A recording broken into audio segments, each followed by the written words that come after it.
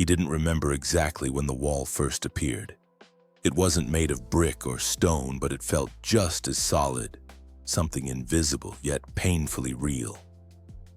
Every time he tried to move forward, change careers, start that business, leave the relationship, it stood there, unmoved. Friends told him to just push through, but every impact drained a little more of his energy, his hope, his belief that anything could really change. He wasn't lazy. He wasn't weak. But over the years, life had trained him to retreat. You try, you fail, you retreat, repeat. And so the wall became a part of his life, something he learned to navigate around. Like a stubborn piece of furniture, no one moves anymore. But late one night, after another failed attempt, something shifted. He stopped asking, "Why can't I get through?" and started wondering, what if it's not a wall at all? He started looking at it differently, not as an obstacle, but as a message. What if this wasn't punishment, but guidance? That idea rattled something deep inside him. He remembered the way his father used to fix broken things around the house, always saying, "If something resists too hard, maybe you're forcing it the wrong way." That phrase echoed in his mind as he sat alone, staring at his life's unfinished plans, shelved dreams, and the long list of "not yet." Maybe he hadn't been failing all these years. Maybe he had just been knocking on a door that needed a different key. Or maybe just the courage to turn the handle. The more he sat with that thought, the more it grew. What if the pain he kept avoiding was actually the doorway to everything he'd been searching for? The next morning didn't bring clarity. There was no dramatic breakthrough, no epiphany wrapped in sunshine. Just silence. But this time, he didn't run from it. He let the quiet speak. He revisited the moments that haunted him, the job he didn't take, the words he never said, the dreams he put on hold until it made more sense. They didn't feel like failures anymore. They felt unfinished, unopened, like letters never read. That realization scared him more than the idea of failing again. He began to wonder, how many doors in his life had he mistaken for walls? How many times had fear disguised itself as logic, doubt as responsibility? The truth was, he had built a life of safety but not of purpose. And he was done being safe.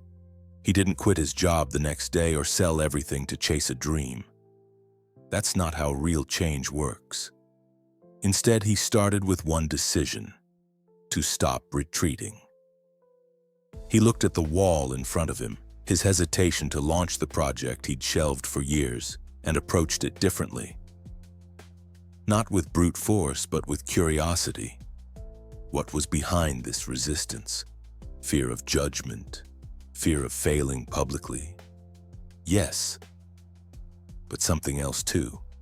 The fear that it might actually work. That scared him more than failure ever did.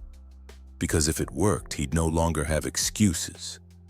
He'd have to become someone new, someone who believed in himself. That's when it hit him.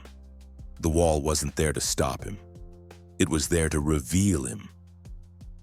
He began treating each obstacle as if it were a disguised invitation, an unopened door asking for a different kind of knock.